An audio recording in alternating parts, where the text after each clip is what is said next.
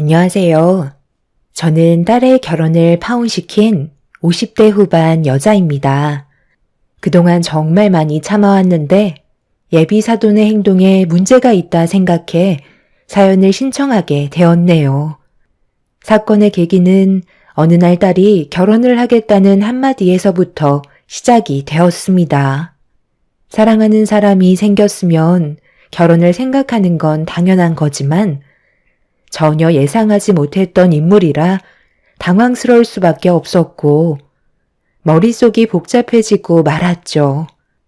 하필 같은 회사에서 근무를 하고 있는 회사 대표의 아들이었으니까요.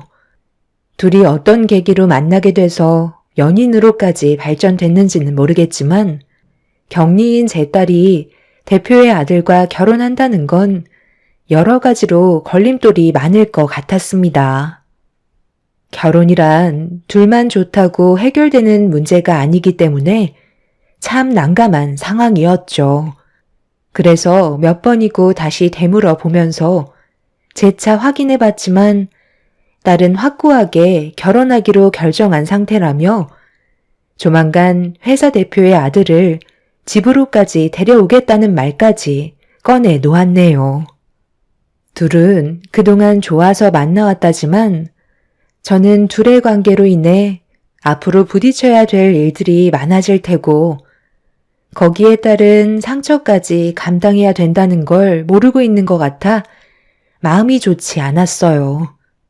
저희 집안과는 절대로 이루어질 수 없는 차이라는 게 있기 때문에 결국 헤어질 수밖에 없다는 걸 확신할 수밖에 없었네요. 그렇게 딸은 일정을 잡아 주말에 회사 대표의 아들과 손을 잡고 누추한 저희 집에 들어왔어요. 어색한 웃음으로 딸이 데려온 회사 대표의 아들을 맞아주었고 최대한 신경 써서 만든 음식들을 먹으며 대화를 이어나갔습니다. 대표 아들은 자연스럽게 분위기를 이끌어갔지만 저는 걱정되는 마음에 제가 가지고 있던 고민들을 털어놓게 되었어요. 오고 가며 가끔 인사를 주고받긴 했지만 우리 딸과 지속적인 교류가 있을 줄은 정말 몰랐네요. 서로 진지하게 생각하고 있다곤 했는데 부모님께선 알고 계시나요? 분명 집안과 차이가 너무 많이 나서 무조건 반대할 것 같은데 서로 좋다고 결혼까지 이어질지 의문이네요. 앞으로의 계획을 들어봐도 될까요? 저도 그 문제에 대해 진지하게 고민을 하고 있는 중이고요. 일단 아버지는 어느 정도 눈치를 채신 듯 보이지만 아직 어머니한테는 말씀드리지 못했어요. 최대한 놀라시지 않게 준비를 해야 될 것 같은데 나중에 제가 따로 어머니와 시간을 만들어 최대한 좋게 대화를 이어나갈까 생각 중입니다. 딸이 다니는 회사에서 저도 함께 일을 하고 있기 때문에 대표의 아들을 모르고 있는 건 아니었어요. 몇 번 오고 가며 인사를 주고받았었고 거기에다가 회사 대표의 사모님까지도 어느 정도 알고 있기 때문에 저희 집안을 뻔히 알고 있는 상황이었죠. 그렇기 때문에 걱정이 많았던 거였고 회사 내에서 화장실 청소를 담당하고 있는 저와 격리 업무를 담당하고 있는 딸이 대표의 아들을 넘본다는 소문이 안 좋게 돌게 된다면 분명 저희 가족은 회사에서 나을 수밖에 없는 상황을 맞이하게 되겠죠. 둘이서 잘 해결하겠다고 얘기했었지만 저를 안심시켜주진 못했네요. 서로 좋아 결혼까지 생각한 거라면 꽤 오랜 기간 교제를 했을 텐데 주변의 상황이 걸림돌이 될 거라고 생각하니 참 안타까웠습니다. 그래도 딸이 웃고 있는 모습을 눈앞에서 보고 있으니 잘 됐으면 하는 마음도 동시에 들었습니다. 그런데 한참 대화를 주고받고 있는데 갑자기 초인종이 울렸고 거실로 나가 아무 생각 없이 인터폰을 확인한 순간 저는 입을 다물지 못할 정도로 경악을 하고 말았네요. 사모님께서 저희 집에 찾아오셔서 초인종을 반복해 누르고 계셨어요. 너무 당황했던 저는 아무것도 못한 채 인터폰에 보이는 사모님의 모습을 보고 있자 대표의 아들과 제 딸이 거실로 걸어 나왔고 무슨 일이냐며 옆에서 인터폰을 확인한 순간 둘 다 당황해선 저와 똑같은 표정을 하고 있었습니다. 저희가 문을 열지 못하자 사모님은 집안에 있는 거 다 안다면서 서둘러 문을 열어주길 재촉하셨어요. 완전 무방비 상태라 어떻게 대처해야 할지 몰라 현관 앞에 서 있는데 대표 아들이 어차피 전부 다 알고 오신 것 같다며 회사에서도 마주치게 될 거 차라리 이런 자리가 오히려 좋은 기회일지 모른다고 문을 열어주는 게 좋겠다는 의견을 주었네요. 그렇게 떨리는 손으로 현관문에 손잡이를 잡곤 천천히 문을 여는 순간 눈앞에 사모님이 화가 잔뜩 올라온 얼굴로 저를 바라본 뒤에 대표의 아들과 눈이 마주쳤습니다. 제 딸은 사모님께 인사를 드렸고 차갑게 가라앉은 분위기 속에 제 딸의 인사를 무시한 채 집안을 한번 훑어본 사모님은 신발을 벗고 거실로 들어오셨네요. 그리곤 소파에 앉으시더니 모두를 앉으라며 손짓을 하셨어요.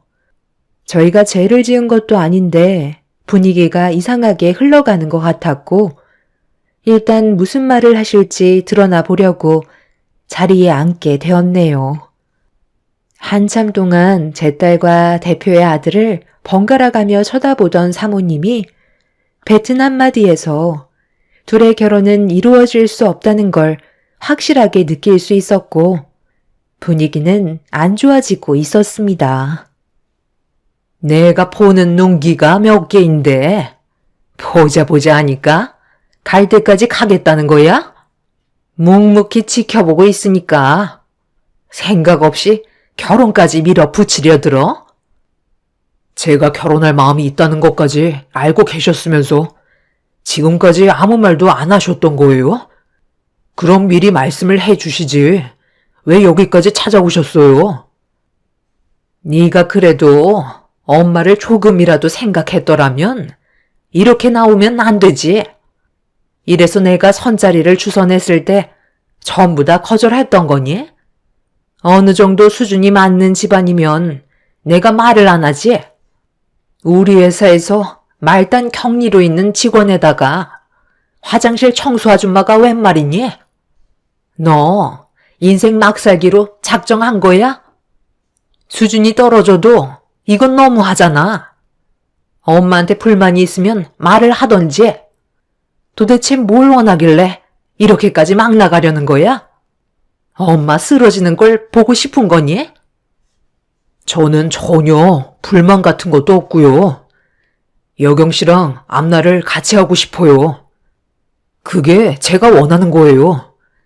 지금까지 살면서 단 한 번도 엄마의 의견에 거절한 적 없었고 묵묵히 따라갔었지만 결혼만큼은 제가 원하는 사람으로 선택했으면 좋겠어요. 평생을 엄마가 원하는 방향대로 살아갈 순 없잖아요. 그러니까 지금 내 말을 무시한 채 둘의 결혼을 강행하겠다는 거니? 너 엄마가 화나면 얼마나 무서운지 몰라? 갈 때까지 한번 가볼 작정이야?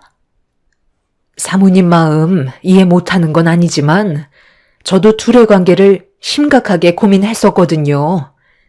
워낙 집안 차이가 심하다 보니 분명 강하게 반대하실 거라는 걸 알고 있었고 예상대로 사모님께서 둘의 관계를 받아들여 주시지 않고 있지만 자식은 뜻대로 되지 않는다는 거 잘 알고 계시잖아요. 둘은 정말 진지합니다. 그쪽이 지금 저를 가르치시는 거예요? 여태까지 내 뜻대로 자식을 키워왔는데 그쪽 따님 때문에 우리 집안에 문제가 생긴 거라고요. 진짜 어디 내놔도 주워가지도 않을 하찮은 집안에서 내 아들 넘본다는 게 말이 된다고 생각해요? 어떻게 내 아들의 마음을 사로잡았는지는 모르겠지만 인생 역전하고 싶어서 접근한 것 같은데 내 눈에 흙이 들어와도 둘은 절대로 이루어질 수 없는 관계이니 오늘 이 시간 이후로 그만했으면 좋겠습니다. 그렇게 할 수 있게 도와주실 수 있으신 거죠? 그쪽이야 잃을 게 없겠지만 저희는 결혼이 또 하나의 사업이고 회사를 확장할 수 있는 엄청난 기회거든요. 저희보다 더 큰 기업에서도 제 아들을 넘보고 있을 정도인데 볼 것도 없는 하찮은 집안에 제 아들을 넘겨준다는 건 정말 말도 안 되는 일입니다. 그렇다고 저희가 맞춰달라는 조건 들어줄 수도 없는 거잖아요. 제 아들 데려가는 조건 최소로 잡아 10억 마련해 줄 수 있으세요? 집안 꼴을 보면 총 재산 1억도 안 될 것 같은데 조건도 안 되면서 괜히 침 흘리지 마시고 여기서 마무리 집시다.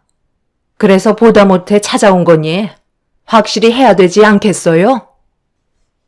사모님은 예상했던 대로 강하게 반대를 하셨고 제 딸이 대표의 아들을 진심으로 사랑하고 있다는 말을 꺼내며 결혼을 허락해달라고 간절히 부탁을 했지만 조금의 감정 변화 없이 무조건 안 된다며 자기 아들을 데리고 집을 나가려 하셨네요. 여기서 더 시간을 끌어봤자 오히려 안 좋은 감정만 계속해서 쌓일 것 같아 일단 돌아가는 게 좋을 것 같다고 저도 상황을 마무리 지었습니다. 식은땀이 흐를 정도의 압박감과 무거운 분위기가 끝이 나고 딸도 결혼이 힘들 것 같다고 느끼고 있었는지 결국 방에 들어가 눈물을 쏟아내고 말았습니다. 괴로워하고 있는 딸의 모습을 보고 있으니 저도 기분이 좋지 않더라고요. 이런 상황들을 어떻게 처리해 나가면 좋을지 많은 고민을 했었지만 좀처럼 해결 방법은 나오지 않았고 어쩔 수 없이 제가 가진 고민을 털어놓기 위해 집 밖으로 나와 아는 사람에게 전화를 하게 되었습니다. 곧바로 전화를 받은 친구는 제가 가진 고민을 진지하게 들어주었고 앞으로 어떻게 하면 좋을지 계획을 알려주었네요. 그렇게 한참 동안 대화를 이어나간 뒤 집으로 돌아왔는데 딸이 집에 없더라고요. 전화를 해보니 대표의 아들과 약속을 잡은 상태였고 둘은 정말 진심으로 사랑을 하고 있는 듯 보였습니다. 늦은 시간이 돼서야 들어온 딸의 마음은 확고했고 그 모습을 보니 저도 더 이상은 말리고 싶지 않았어요. 둘의 마음이 진심인데 반대를 한다는 건 자식의 마음에 상처를 주는 거니 차라리 뒤에서 후회 없이 도와주고 싶었어요. 결과는 아무도 알 수 없는 거기 때문에 딸이 원하는 대로 해주는 게 엄마로서의 역할 같았습니다. 그렇게 다음날 아무 일도 없었다는 듯 딸과 함께 회사로 출근하게 되었고 각자의 위치에서 열심히 일을 하고 있었는데 화장실 청소를 끝낸 뒤 나오고 있는데 사모님이 어딘가로 걸어가셨고 그 뒤로 제 딸이 쫓아가고 있었네요. 얼굴 안색이 안 좋아 보이는 딸의 모습을 보게 된 저는 걱정되는 마음에 청소 도구를 내팽개치고 사모님과 딸을 뒤쫓아 갔어요. 그리고 그 모습을 몰래 지켜보던 저는 사모님의 충격적인 행동에 경악을 했고 화가 머리끝까지 올라오고 말았네요. 제 딸에게 돈 봉투로 뺨을 올려치더니 당장 회사에서 나가라고 소리를 질렀습니다. 내가 어제 뭐라고 그랬어? 내 아들과의 결혼 절대 안 된다고 말하지 않았어? 나 시간이 금인 사람이야. 너랑 쓸데없이 감정 소모할 시간이 없다고. 인사까지 처리해 놨으니까 내일부터 회사에 출근하지 않아도 된다. 감히 내 아들을 건드려? 너 같은 여자 안 봐도 무슨 속셈인지 뻔히 안다고. 1년치 월급에 조금 더 넣어줬으니까 감사하게 받고 내 회사에 2번 다시 발도 들이지 마라. 경리 말단 주제에 어제 내 아들이랑 감히 약혼을 해? 너희들 아주 멋대로 행동하지? 이 세상 밖으로 나오지 못하게 만들어줄까? 너 같은 여자 쥐도 새도 모르게 사라지게 만들 수 있어. 지금 화가 머리끝까지 올라오는 거 꼭 참고 있으니까 불행해지고 싶지 않으면 앞으로 조용히 지내는 게 좋을 거야. 너희 엄마도 내일부턴 회사에 나올 필요 없으니까 같이 나가면 되겠네. 당장 내 눈앞에서 사라져. 지금 뭐 하는 거야? 방금 제 딸 뺨을 돈봉투로 올려 치셨어요? 이러려고 비상계단으로 데려오신 거예요? 둘이 얼마나 좋으면 밤에 몰래 만나서 약혼까지 했겠어요. 집안에 돈이 많으면 이런 식으로 행동해도 된다는 거예요? 지금까지 살아오면서 저도 제 딸 얼굴에 손 한 번 올린 적이 없었는데 당신이 뭔데 내 딸 얼굴에 손을 대? 방금 한 행동에 대해선 꼭 책임을 물을 거고 제 딸에게 손이 발이 되도록 빌게 되는 날이 꼭 올 겁니다. 둘 다 아주 쌍으로 웃기고들 있네. 너희들이 뭘 할 수 있는데? 법적으로 고소라도 하게? 한번 해봐. 내가 눈 하나 깜빡할 것 같아? 손이 발이 되도록 빌게 되는 날이 올 거라고? 너희들이 나한테 제발 한 번만 살려달라고 애원하는 날이 더 빨리 올 것 같은데? 그냥 아무것도 하지 말고 찌그러져서 숨죽이고 살아. 사모님은 저와 딸을 강하게 밀친 뒤 비상계단의 문을 열고 밖으로 나갔어요. 딸은 고개를 떨군 채 눈물을 흘리고 있었고 바닥에는 5만 원 지폐들이 흩어져 있었습니다. 일단 저는 돈을 전부 주어 딸의 가방에 넣어 주었고 정신적으로 충격을 받은 딸을 데리고 일단 집으로 향했어요. 다른 건 다 참고 넘어가도 제 딸에게 손을 댄 사람은 절대 용서할 수가 없었습니다. 그렇게 집에서 나오자마자 저는 전화를 걸은 뒤 급하게 계획을 잡았고 몇 시간 뒤에 저는 예정대로 일을 진행하게 되었습니다. 회사 대표 집안 식구들이 한데 모여 저녁 식사를 하고 있는데 문을 열며 들어가게 되었네요. 사돈, 여기에서 식사 중이셨어요? 오래간만에 식구들이 전부 다 모이셨네요. 저도 오늘 이 식당에 약속이 잡혀 있어서 들렸거든요. 방금 뭐라고 하셨어요? 사돈? 지금 저랑 장난해요? 좀 전에 무슨 일이 있었는지 벌써 까먹으신 건 아니시죠? 분위기 좋은 식사 자리 망치고 싶지 않으니까 당장 나가주시죠. 무슨 얼어 죽을 사돈이야? 이젠 아주 막무가내로 나오시는구만. 더 큰일 당하시기 전에 당장 내 눈앞에서 사라져 주세요. 애들이 약혼까지 했다는데 그럼 예비 사돈지간 아닌가요? 회사에서도 자주 보는 얼굴인데 새삼스럽게 왜 이렇게 열을 내실까?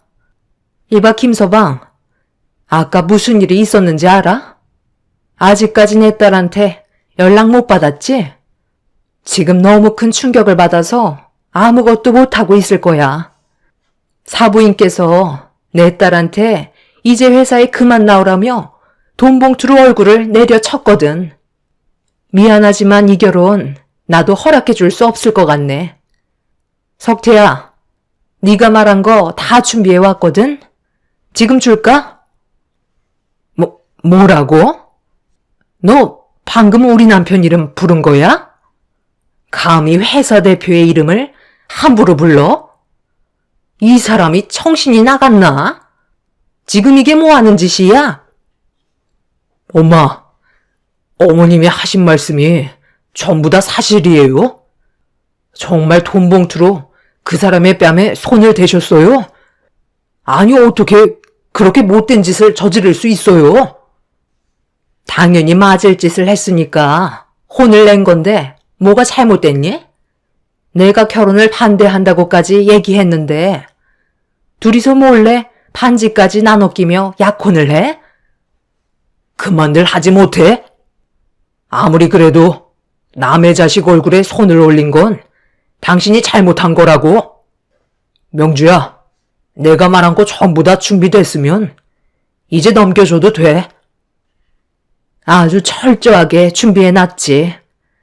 가진 게 없는 사람들일수록 원래 무서운 게 없거든. 내가 누군지 알아? 석태랑 고등학교 때 친구였어. 회사에 입사하고 만나게 됐지만 우리는 둘도 없는 친구였다고. 그쪽이 우리 집에 와서 뭐라고 그랬지? 그쪽한테 기와 눈이 많다고 했지? 석태한테도 마찬가지거든. 내가 회사에 들어오고 우리가 친구라는 걸 알게 된 순간부터 나한테 뭘 부탁했는지 알아? 그동안 석태 밑에서 참 많은 걸 해먹었더구만.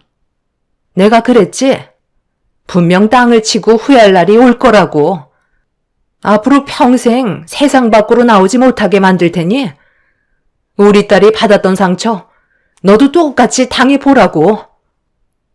원래 딸이 회사에 먼저 입사를 했었고 그 회사에 청소 일을 하는 사람을 구한다는 말을 듣고 일자리를 알아보고 있던 딸이 저에게 의사를 물어보면서 딸이 다니던 회사에 입사를 하게 되었었죠. 그런데 대표실에 따로 마련되어 있는 화장실에 청소를 하고 나가려는데 때마침 들어오는 대표님과 얼굴을 마주하게 되었고 그때 저희는 서로 무언가를 느끼고 있었습니다. 대표님은 저에게 먼저 말을 붙였고 그렇게 고등학교 친구라는 사실을 알게 되었던 거죠. 그런데 어느 날 친구가 저를 불렀는데 심각한 표정으로 저에게 부탁을 했었어요. 저는 입사한 지 얼마 되지 않았기 때문에 자신에게 도움이 될 것 같다면서 요즘 자기 아내의 행동이 심상치 않다며 뒤에서 정보를 캐주길 원하고 있었네요. 나중에 사건이 해결이 되면 큰 보상을 해주겠다 했지만 저는 그런 조건 때문에 부탁을 들어준 게 아닌 친구라서 앞으로의 삶이 잘 되길 바라는 마음에 부탁한 걸 들어주게 되었습니다. 그렇게 틈날 때마다 사모님의 사무실에 들어가 청소를 하는 척 하면서 정보를 캐내기 시작했고 일거수일투족 전부 다 증거물로 남겨두었습니다. 그래서 저희가 친구라는 사실 또한 숨기고 있었죠. 그러던 어느 날 큰 걸 하나 물게 되었고 그때부터 제대로 된 뒷조사가 진행이 되었죠. 친구가 서류를 꺼내들자 그 안에서 나온 내용물을 보게 된 사모님은 사색이 된 얼굴로 입술을 파르르 떨었고 순식간에 친구의 집안에는 폭풍이 휘몰아쳤습니다. 그동안 회사의 돈을 횡령함과 동시에 그 돈으로 대표인 친구 모르게 다른 곳에 투자를 하고 있었고 알고 보니 흘러 들어간 곳의 돈은 친구의 회사와 라이벌인 타 회사로 자금이 들어가고 있었습니다. 사모님은 배우자인 제 친구를 놔두고 타 회사의 대표한테 마음을 뺏겨 뒤에서 돈을 받쳐주고 있던 거였어요. 회사의 자금을 사모님이 관리했었기 때문에 충분히 조작할 수 있었고 결국 저한테 발목이 잡힌 거였죠. 라이벌인 회사 대표와 사모님은 꽤 깊은 사이까지 발전이 되어 있는 상태였습니다. 제일 믿어야 될 배우자가 오히려 배신자 역할을 하고 있었다는 거에 친구는 서류를 보며 손을 부르르 떨었고 대표의 아들도 충격을 받았는지 아무 말도 하지 못하고 있었네요. 부인할 수 없을 만큼 많은 증거물이 쌓여 있는 상태라 사모님은 그 자리에서 도망을 치려 했지만 친구의 손에 잡혀 밖으로 나가지 못하고 있었어요. 친구는 경찰에 신고해 사모님을 연행했고 결국 집안은 아수라장이 되어버리고 말았네요. 사모님은 조사를 받으면서 라이벌인 회사 대표가 도와줄 거라고 얘기했었지만 전화를 받지 않았고 이용만 당했다는 걸 알 수 있었습니다. 자신이 벌인 잘못에 대한 대가가 상당히 크다는 걸 뒤늦게야 인정을 하게 된 사모님은 결국 친구의 다리를 붙잡으며 오열을 하기 시작했어요. 한 번만 용서해달라고 했지만 이 문제는 쉽게 끝날 상황이 아니었던 거죠. 그리고 이 소식을 접한 딸도 경찰서로 달려와 무슨 일이 벌어지고 있는지 전부 다 듣게 되었네요. 여보, 내가 미안해. 나도 처음에는 그럴 생각이 없었는데 감정이라는 게 내 마음대로 되지 않잖아. 정말 아주 잠깐 즐기려 했을 뿐이야. 내가 당신을 망하게 하려고 했겠어? 전부 계획이 있었다고. 그런 식으로 접근을 해서 그 회사를 무너뜨리게 할 작정이었다니까. 당신은 나를 믿어줘야지. 믿어달라고? 마음 주고 몸 줬으면 전부 다 준 거 아니야? 그래서 막대한 회사 자금까지 전부 다 빼돌린 거 아니냐고? 당신이랑 내가 함께한 세월이 몇 년인데 어떻게 나랑 쌍벽을 이루고 있는 그 회사의 대표와 눈이 맞아 나를 버리고 그놈을 택할 수가 있어? 그놈이 얼마나 사악한 놈인지 알면서 그 게임에 넘어가? 우리 회사가 손해본 금액에 대해서는 절대 그냥 넘어가지 않을 테니까 남은 인생 끝까지 돈만 갚다가 세상 떠날 준비하라고. 절대 건드려선 안 될 회사 자금까지 손을 대? 그것도 모자라 바람까지 피우고. 내가 그동안 그 회사 때문에 얼마나 힘들었었는지 뻔히 알면서 모든 기밀 정보까지 전부 다 떠넘겨? 믿었던 당신이 나를 배신한 만큼 절대 용서할 일은 없을 거니까 각오 단단히 하는 게 좋을 거야. 당신의 남은 인생은 앞으로 당신께 아닌 우리 회사의 소유가 된 거고 앞으로 회사를 위해 온몸이 부서져라 일을 해야 될 거야. 손가락 하나 까딱하지 못할 때까지 뽑아 먹을 거니까 그런 줄 알아. 여보, 내가 정말 미안하다니까. 사람은 누구나 실수할 수 있잖아. 충분히 잘못 인정하고 있으니까 우리 일을 더 크게 만들지 말자. 부탁이야. 얘네들 결혼하고 싶대. 그럼 내가 옆에서 모든 걸 봐줘야 되잖아. 아들 결혼식에 내가 빠지면 되겠어? 제발 부탁이야. 해결할 수 있는 방법을 같이 찾아보자. 어차피 당신은 이제 우리 식구가 아니기 때문에 더 이상 관여할 필요 없고 앞으로 있게 될 일들은 내가 알아서 처리할 테니 당신 앞날이나 걱정해. 사부인, 나 좀 도와주세요. 친구라면서요. 그럼 나 대신 설득시켜줄 수 있잖아요. 멀쩡한 가정 파탄 나는 거 보고 싶어요? 제발 한 번만 살려주세요. 정말 웃기시네요. 그 난리를 칠 때는 언제고 이제야 꼬리를 내리면 뭐가 달라질 것 같아요? 어차피 이 일은 터질 수밖에 없던 거였고 친구는 그래도 둘이 결혼을 하게 된다면 결혼식이 끝난 이후에 터트리기로 계획을 잡고 있었어요. 그런데 그쪽이 제 딸의 얼굴에 손을 대면서 일정이 좀 더 빨리 당겨진 것 뿐이죠. 결과는 달라질 수 없는 거고 앞으로는 바닥만 보면서 살아가시길 바랄게요. 그리고 지금 당장 제 딸에게 했던 행동에 대해 사과하세요. 친구가 사모님에게 당장 사과를 하라고 소리치자 원하는 대로 해주겠다며 제 딸 앞에 무릎을 꿇고 손이 발이 되도록 빌었습니다. 눈물을 쏟아내면서 자신이 한 행동들에 대해 용서를 구했지만 제 딸이 받은 지울 수 없는 상처는 쉽게 용서받지 못했어요. 사모님은 결국 소송을 당하게 되었고 친구의 회사는 그날 이후 비상사태가 되고 말았네요. 막대한 자금의 손해로 인해 라이벌인 회사를 상대로 소송을 걸면서 큰 싸움이 벌어지고 있는 상황에 제 딸과 친구의 아들은 관계를 지속적으로 유지할 수 없는 상태였어요. 친구의 회사가 쓰러질 정도로 위태로워졌기 때문에 둘은 어쩔 수 없이 결혼을 잠시 보류할 수밖에 없었죠. 상황이 좋아진다면 어떻게 될지 모르겠지만 지금 당장 회사부터 정상으로 되돌려야 하기 때문에 친구 아들은 회사 일에 매진하고 있는 상황입니다.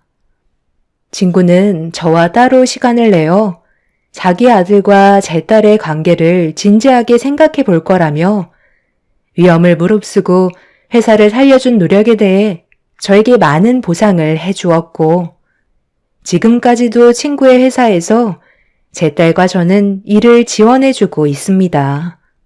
사모님은 지금 현재 회사의 공금 횡령과 기밀 정보 유출까지 했기 때문에 꽤 오랜 기간 교도소 생활을 면하지 못하게 되었고 나와서도 땡전 한 푼 없이 알거지로 세상을 살아가야 되는 기막힌 상황이네요. 앞으로 제 인생이 또 어떻게 바뀔지 모르겠지만 제 딸과 친구의 아들과의 미래가 좋아지길 바랄 뿐입니다. 모든 게 잘 해결돼서 친구의 집안과 저희 집안이 함께 웃는 날이 하루빨리 왔으면 좋겠네요. 제 사연 들어주신 분들 진심으로 감사드립니다. 안녕하세요. 저는 결혼 15년 차 된 40대 후반 여자입니다. 이제는 정리할 때가 된 것 같아 미련 없이 사연을 신청하게 되었습니다. 지긋지긋했던 결혼 생활, 남편의 생각 없는 행동 때문에 결국 종지부를 찍게 되는 일이 있었죠. 제 인생에 있어 결혼은 얻은 것도 있지만 잃은 것도 많았던 삶이었던 것 같아요. 그래도 살아온 세월 후회는 없습니다. 제 곁엔 사랑스러운 아들, 딸들이 있거든요. 이번 겨울에 남편과 대판한 적이 있었어요. 그 이유는 시골에 사시는 저희 엄마 집에 문제가 생겨 수리를 해야 했었거든요. 그래서 남편한테 도움을 요청했었는데 생각지도 못한 대답을 받게 되면서 그동안 위태로웠던 부부 관계는 돌이킬 수 없을 정도로 금이 가고 말았습니다. 항상 저희 집은 뒷전이었고 남편의 식구들만 챙겨왔던 행동들이 결국 화를 키우게 되었던 거죠. 당신은 정말 하나도 쓸모가 없는 사람 같아. 15년 동안 내가 이혼하지 않았던 건 당신을 사랑해서가 아니라 애들 때문이었어. 그런데 이제는 정말 같이 못 살겠다. 장모님 집에 방수 처리해주는 돈이 한두 푼도 아닌데 왜 그걸 나 혼자 부담해야 되는 건데?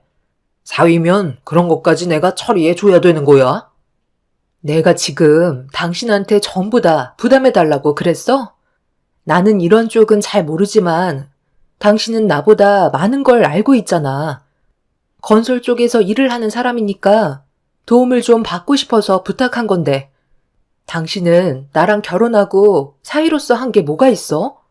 입만 털 줄 알지 아무것도 해준 게 없잖아. 사위는 원래 옆에만 있어도 든든한 법이야. 그리고 장모님이 나한테 뭘 바라시거나 부탁하신 적 없으시잖아? 뭘 해달라는 말씀을 하셔야 내가 움직이지. 당신이 한 귀로 듣고 흘려버린 거지. 이번 일도 엄마랑 내가 몇 번이나 부탁을 했었어? 다른 업체 불러서 해결할 수도 있지만 그래도 당신한테 부탁하면 믿고 맡길 수 있을 것 같아 도와달라는 건데 돈이 많이 들어서 싫다고? 혼자서 모든 걸 감당하라는 말을 한 적도 없는데 벌써부터 선을 그으면 어쩌자는 거야? 내가 그렇게 한가한 사람도 아니고 돈도 안 되는 일에 내 시간 투자하고 싶지 않아. 당신이 나한테 돈을 주겠다고 약속하면 공사 비용이 얼마나 나오는지 견적이나 한번 내보도록 할게. 이 정도도 내가 배려 많이 해준 거라고. 요즘 불경기라 돈도 많이 벌지 못해서 얼마나 힘든 줄 알아? 당신한테 생활비도 겨우 주고 있다고. 남편 말에 너무 큰 실망을 한 나머지 저는 화가 머리끝까지 올라오고 말았어요. 그동안 함께 살면서 서운했던 적 많았지만 이번에 저에게 보여주었던 남편의 태도는 남보다도 못한 모습이었어요. 건설업에 일을 하고 있어서 큰 공사 한번 들어오면 상당히 많은 돈을 번다는 것도 알고 있는데 돈이 없다는 말에 어이가 없어 웃음밖에 안 나오더라고요. 공사 일정이 빽빽하게 잡혀 있는 걸 모르는 것도 아닌데 불경기라 돈을 벌지 못한다는 남편의 거짓은 더 이상 함께 살기는 힘들 것 같다는 확신이 들게 만들었습니다. 결국 저희 엄마 집에 조금의 도움을 주지 않았던 남편한테 상처만 받게 되었고 제가 업체를 따로 알아봐서 엄마 집에 방수공사를 진행할 수밖에 없었어요. 그날 이후 저도 더 이상 시댁에 어떠한 도움도 주고 싶지 않아 아예 시댁은 가지 않고 있었죠.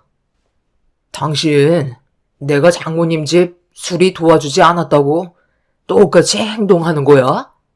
그때도 말했지만 일정이 너무 바빠서 시간을 뺄 수 없었다고 설명했었잖아. 나도 너무 바빠서 당신 부모님 얼굴 뵐 시간이 없어서 갈 수 없다는 건데 그런 것도 이해 못 해주는 거야? 나는 당신 이해해줬잖아. 당신 때문에 내가 얼마나 고생을 했는지 알아? 이런 쪽은 빠삭하게 알고 있는 사람이 남도 아닌 가족인데 어떻게 더 매몰차게 행동할 수가 있어? 우리 집이랑 먼 거리도 아니고 가까운 거리인데 조금의 관심조차 주고 싶지 않아서 이런저런 핑계대는 그런 모습들이 나한테 얼마나 큰 상처를 줬는지 알아? 나는 그래도 당신이랑 결혼을 하고 며느리로서 시부모님께 최선을 다해 노력했는데 결국 돌아오는 건 아무것도 없다는 걸 확실하게 알았기 때문에 더 이상 나도 시부모님께 관심을 아예 끊어버리려고. 그게 맞는 것 같아. 잘하는 모습 보여주면 내가 하는 만큼은 아니더라도 정말 필요할 때 도와줄 수 있을 줄 알았는데 그건 내 착각이었던 거지. 당신은 원래 그런 사람이었어. 남보다 못한 존재인데 우리가 뭘 얻기 위해 함께 살아가야 하는 거지?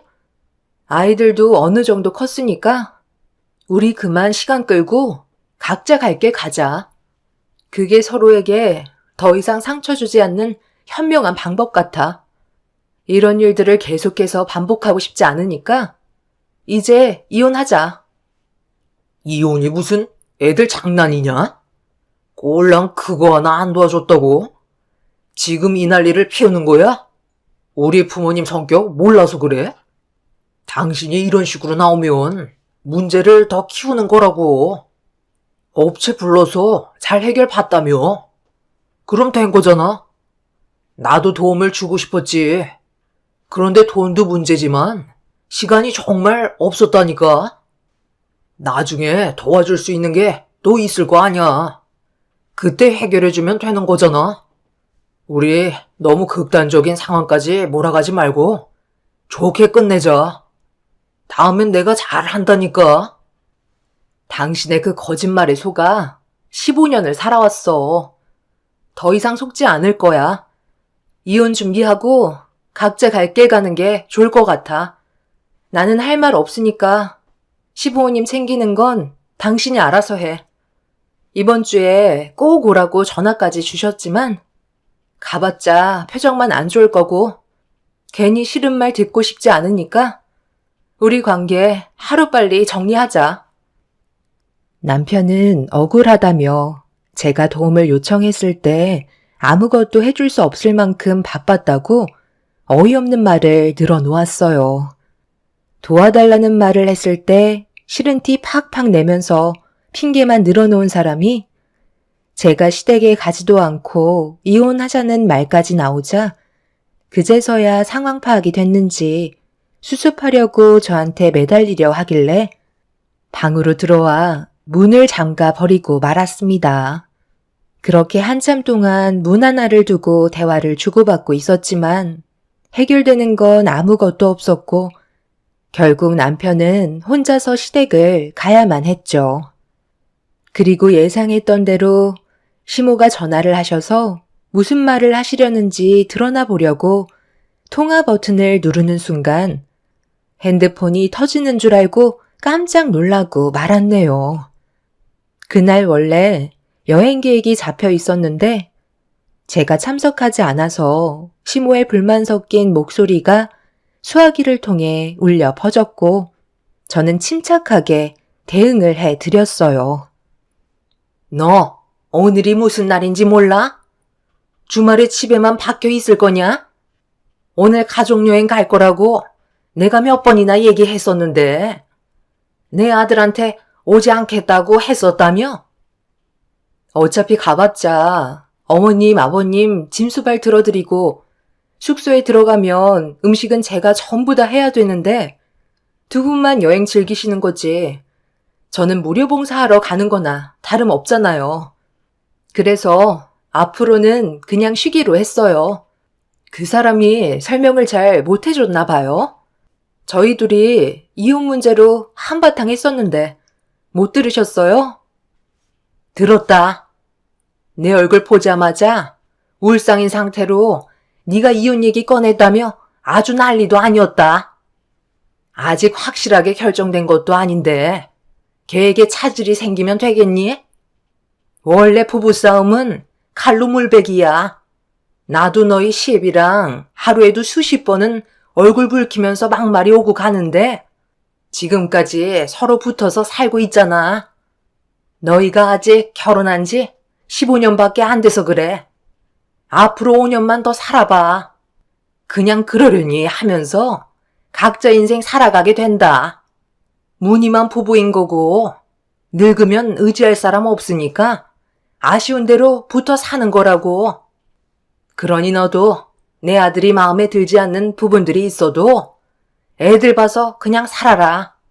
그게 집안의 평화를 유지할 수 있는 방법이라고. 아들한테 대충 들었다만 사돈댁 옥상이 낡아서 비만 오면 천장에서 물이 새어 들어왔었다며?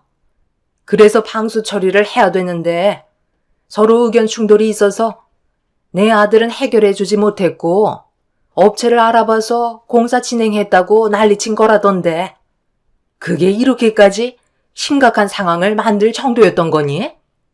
긴 말 필요 없고 아직까지 시간이 있으니까 후딱 튀어오도록 해라. 정말 중요한 날에 너 때문에 시작도 하지 못하게 생겼다. 기다리고 있을 테니까 택시 타고 후딱 달려와라. 별것도 아닌 일이라고요? 저희 엄마 집 천장에서 물이 새고 있었는데 그게 별게 아니면 큰 사고라도 나야 된다는 건가요? 그동안 두 분 여행하실 때 뒤에서 수발만 들어드렸는데 이번에도 또 그런 시간을 반복하고 싶지 않아요. 오늘만큼은 제 시간 가질 테니 그이랑 두 분이서 잘 다녀오도록 하세요. 그간 여행을 다닐 때면 시부모님께서는 항상 하고 싶지 않은 일거리들이 있으면 저를 데리고 다니면서 잡일들을 시키셨죠. 그래서 시부모님의 여행 계획이 잡혀 있다는 걸 알게 됐을 때부터 저는 시댁에 갈 마음이 없었는데 남편이 저희 집안을 대하는 모습을 보게 되면서 확실하게 마음을 잡을 수 있었죠. 그동안은 쓸데없는 말 듣고 싶지 않아 억지로 갔었는데 이번만큼은 절대로 시부모님 뜻에 따라 움직이고 싶지 않았어요. 결국 시모는 제가 가지 않겠다고 말씀드리니 화가 치밀어 오르셨는지 저에게 막말을 쏟아내시길래 더 이상 듣고 싶지 않아 전화를 먼저 끊어버렸습니다. 몇 번이고 재차 전화가 왔었지만 받지 않자 시모는 더 이상 연락을 하지 않으시길래 그냥 포기하고 여행을 떠나신 줄 알고 있었죠. 그런데 제가 생각했던 거와 다르게 시부모님과 남편이 여행은 가지 않고 현관문을 열며 집으로 들어오셨어요.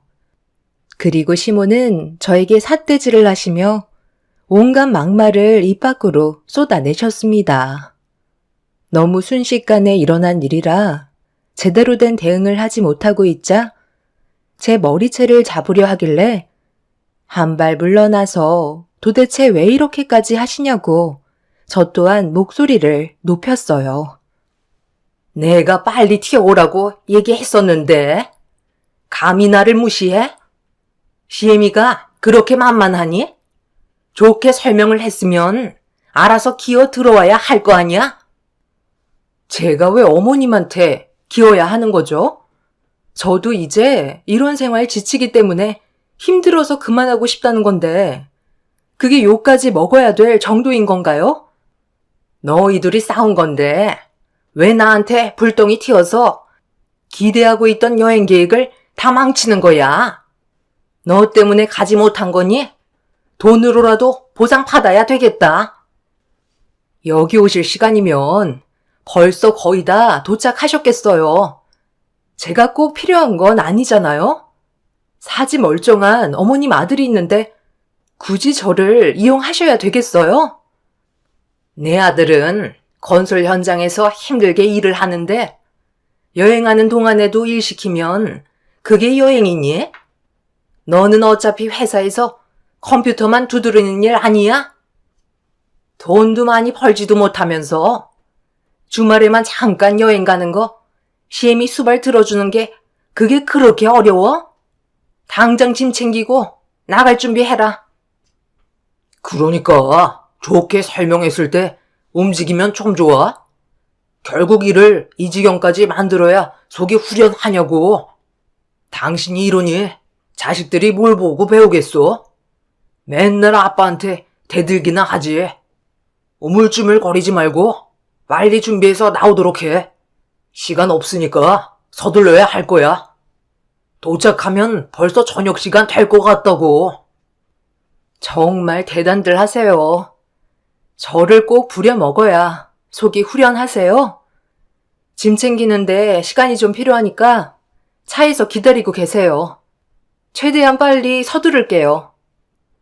남편과 시부모님은 난리를 치다가 제가 마지못해 따라 나서겠다고 하자 그제서야 차로 돌아가셨습니다. 저는 짐을 챙긴 뒤에 지하 주차장으로 향했어요. 그리고 차에 제 짐을 실은 뒤에 출발을 하게 되었죠.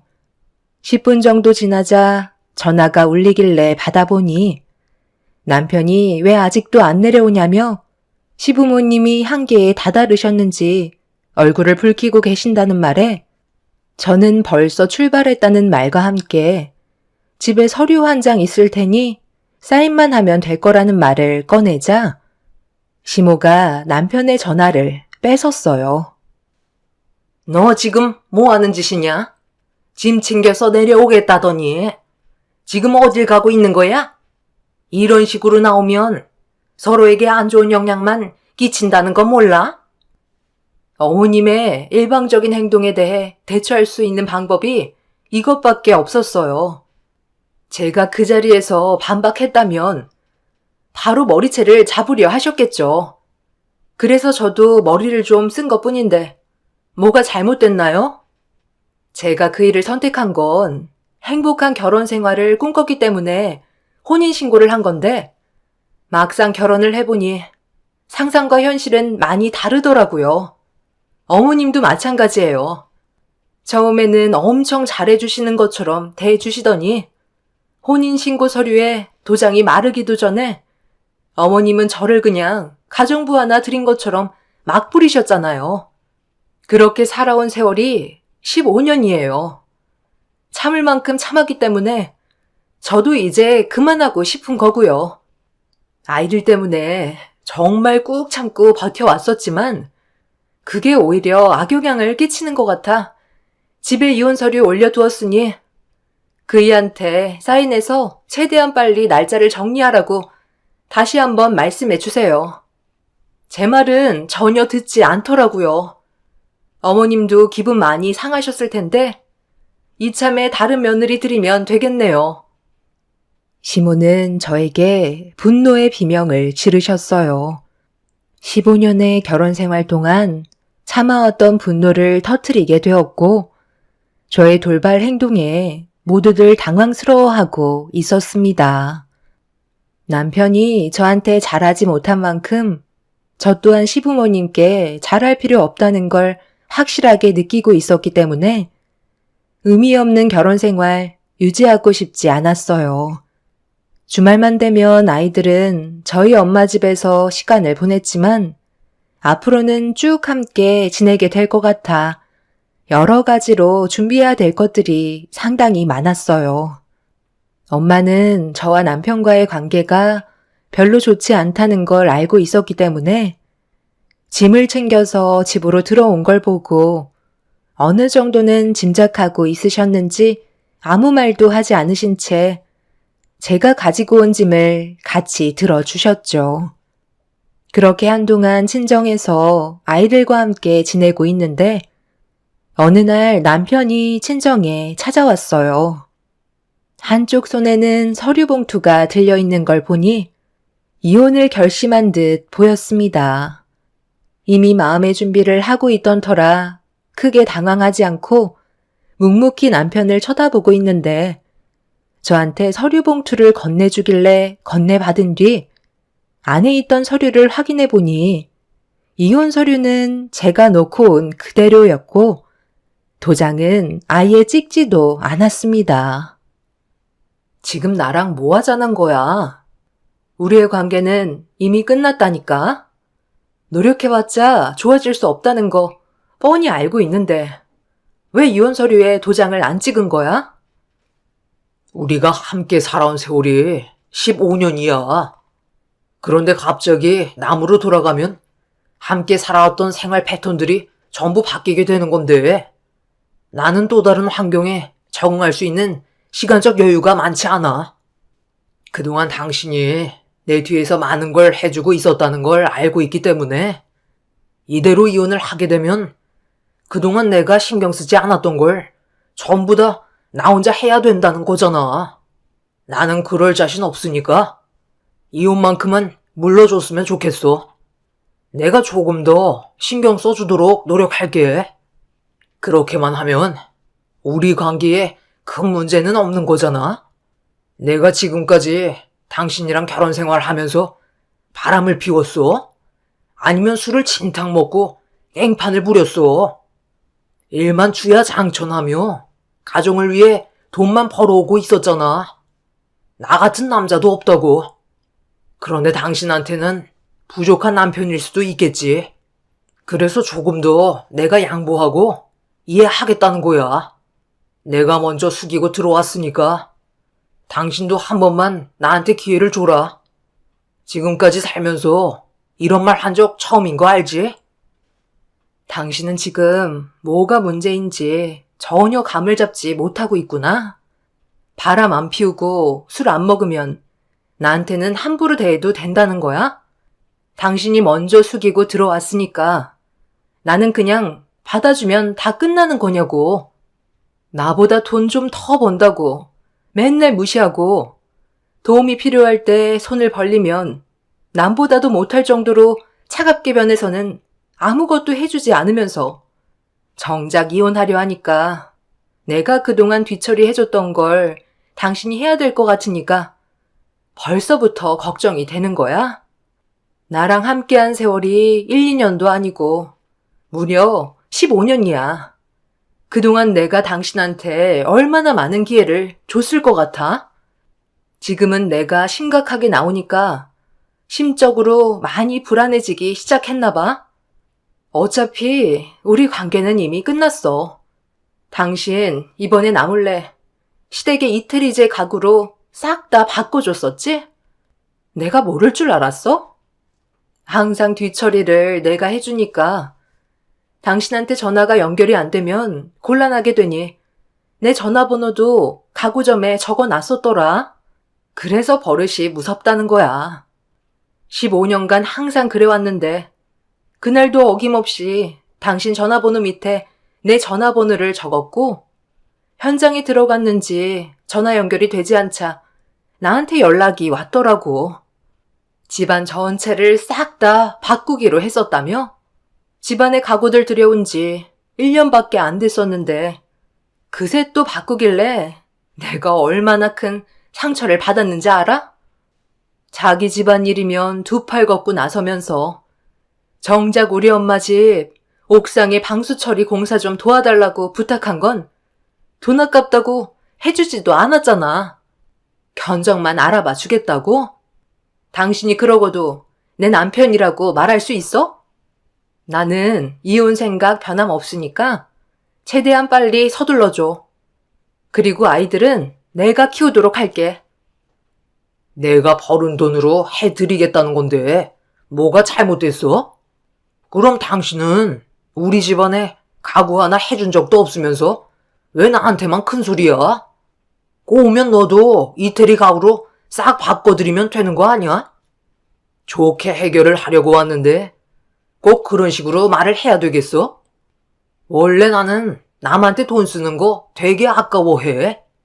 그리고 어차피 집도 허름해서 곧 무너질 것처럼 낡아 빠졌는데 굳이 여기에다 돈을 써야 돼? 그냥 허물고 다시 집을 짓는 게 훨씬 낫겠다. 그런데 너는 그 정도의 돈은 없어서 방수 처리밖에 못 해주지? 내가 그걸 잠깐 잊고 있었네. 나도 더럽고 치사해서 너랑 사는 거 여기까지만 해야 되겠다. 애들은 네가 알아서 키워. 내 성격 하나도 안 닮은 애들 내가 끼고 살아봤자 스트레스만 받을 텐데 그럴 바엔 그냥 네가 키워라. 최대한 빨리 이혼해 줄 테니까 서로 정리할 거 깔끔하게 끝낸 다음 다시는 우리 마주치지 말자. 너는 나랑 이혼한 걸 평생 후회하게 될 거다. 이 좁아 터진 집에서 잘 먹고 잘들 살아봐. 남편은 그 자리에서 이혼 서류에 도장을 찍었고 제 얼굴에 서류를 던진 다음 문을 박차고 나갔어요. 엄마는 남편의 모습을 보고 충격을 받으셨는지 자리에 털썩 주저앉으셨고 아이들은 무서움에 눈물을 흘리고 있었습니다. 그날 이후 저희는 결국 부부가 아닌 서로 남이 되어 버렸죠. 15년의 결혼 생활을 끝내게 된 순간은 너무 허무했었어요. 그동안 정말 잘 살아보겠다고 발버둥치며 노력해왔었는데 한순간에 모든 게 끝나버리는 날이었습니다. 남편은 뒤도 안 돌아보고 자기 갈 길을 가더라고요. 15년 동안 그래도 서로 고생했다는 말 한마디는 할 줄 알았는데 그런 세월들이 아무런 의미가 없었다는 듯 남편은 눈 깜짝할 사이에 사라지고 말았습니다. 그렇게 각자 또 다른 삶을 꾸려나가기 위해 열심히 살아가고 있었는데 저에게도 꽤 괜찮은 기회가 찾아왔어요.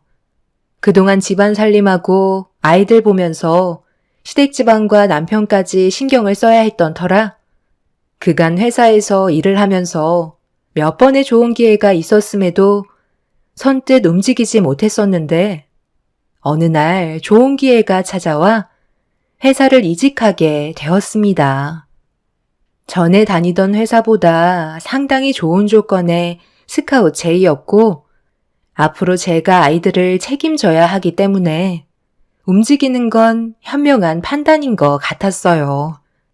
그렇게 저희 가족은 똘똘 뭉쳐 열심히 살아가고 있었는데 엄마 혼자 살고 계셨던 집이 워낙 허름하고 아이들을 함께 키우기에는 공간 또한 너무 부족해서 남편에게 받았던 위자료와 그리고 제가 따로 가지고 있던 재산들을 합해서 대출을 조금 받아 전원주택을 짓기로 결정을 하게 되었죠. 안정적이고 좋은 일자리를 얻은 만큼 우리 가족이 살 수 있을 정도의 전원주택을 짓는 데는 크게 어려움이 없었어요. 결혼 생활하면서 악착같이 돈을 모았던 게 저에게 정말 많은 도움이 되는 순간이었죠. 그렇게 별탈 없이 잘 지내던 어느 날 엄마 집에 갑자기 시모가 찾아오셨어요.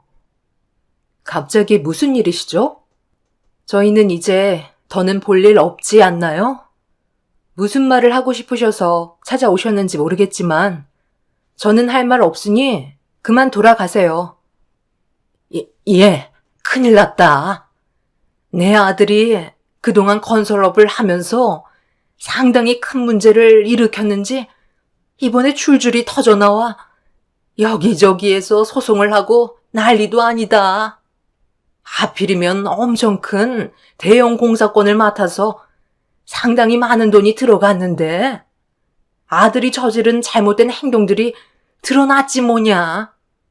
문제가 터진 업체들이 너무 많다 보니까 여기저기 돈 나갈 곳이 많은데 내가 손을 벌릴 만한 곳이 더는 없어서 너한테까지 찾아왔다. 제발 한 번만 도와주면 안 되겠니?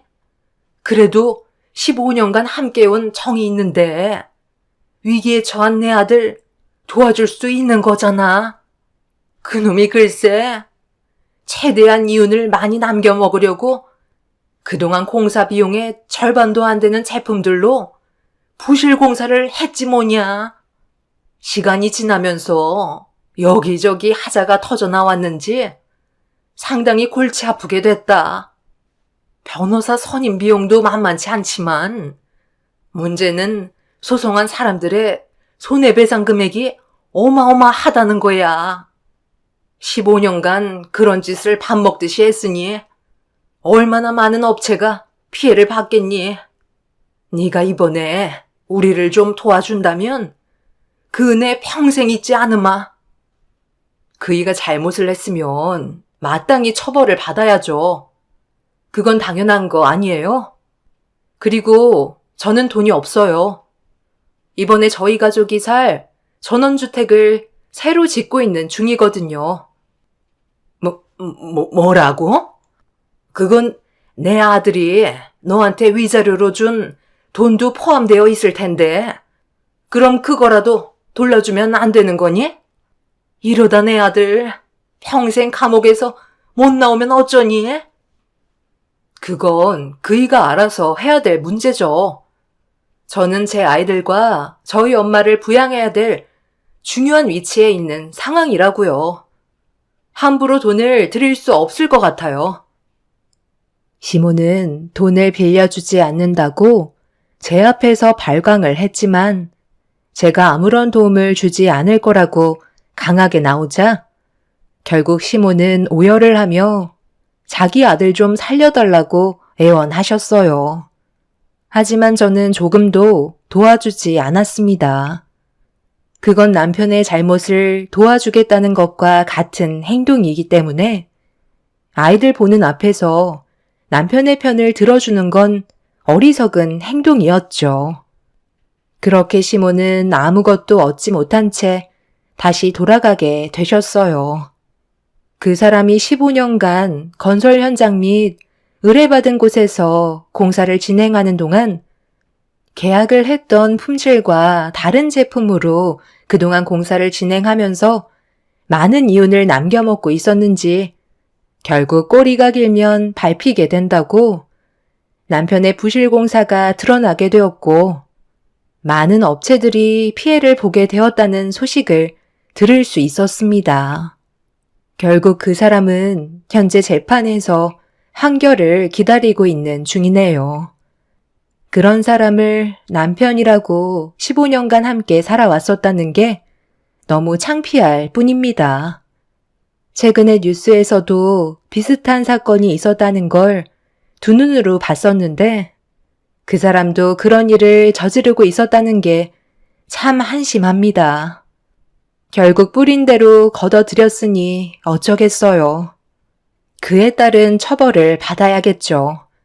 돈이 많다고 자기 집안에만 펑펑 쓰고 다니던 그 사람은 결국 자신을 나락으로 밀어낸 꼴이 되었네요. 이제 과거에 안 좋았던 기억은 전부 잊어버리고 앞으로 엄마와 제 아이들과 함께 살아갈 전원주택에서의 삶은 언제나 행복만 가득했으면 좋겠습니다. 제 사연을 들어주신 여러분들께서도 좋은 일 가득하시길 바랍니다. 감사합니다.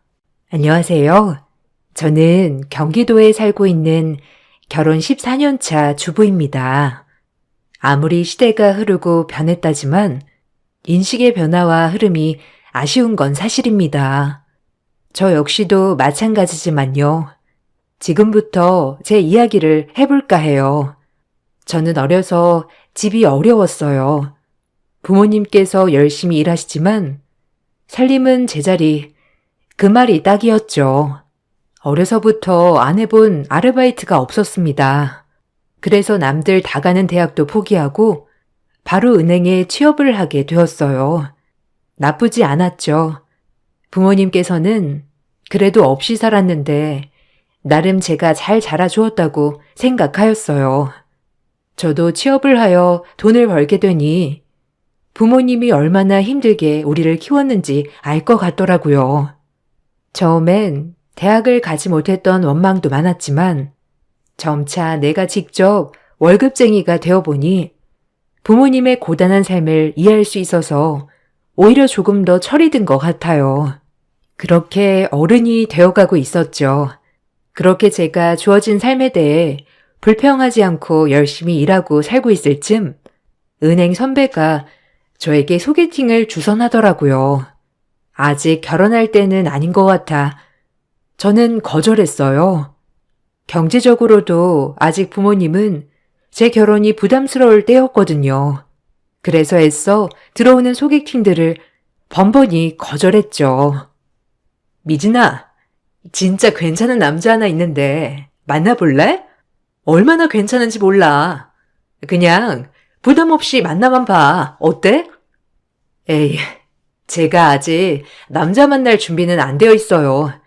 경제적으로도 그렇고 저 말고 다른 사람 소개해 주세요. 아, 대출팀에 선미 씨도 외롭다고 하던데. 선미 씨 어때요? 전 아직 여유가 없어요. 선배가 좋은 마음으로 소개해 주신 건데 죄송해요. 사실 퇴근하고 집에 가는 길에 네가 지나가더라고. 근데 네가 너무 마음에 든다고 하지 뭐야. 한번 만나봐. 어때? 네가 경제적으로 부담 가질 것도 없어. 뭐 돈에 팍팍한 사람 아니니까 너한테 스트레스 줄 일도 없을 거고 진짜 괜찮은 친구라서 그래. 네? 저를요? 어머, 그래도 아직 조금 부담스럽긴 한데 아직 결혼 준비도 하나도 안 되어 있고 조금 고민해 볼게요, 선배. 그래, 잘 생각해봐. 진짜 내 친구라서가 아니라 정말 인간성 하나는 최고라니까. 다른 여자가 채가기 전에 얼른 말해줘야 해.